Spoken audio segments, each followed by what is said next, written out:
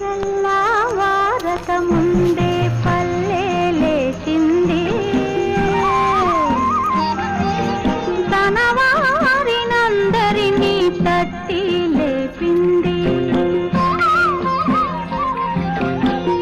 ఆదమరచి నిద్రపోతున్న తల్లి కోడి అదిరి పడి మేల్కొంది, అదే పనిగా కూసింది.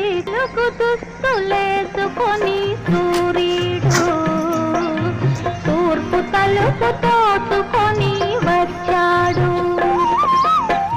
పాడు చీకటి ఎంత భయమేసిందో, పక్క దులుపు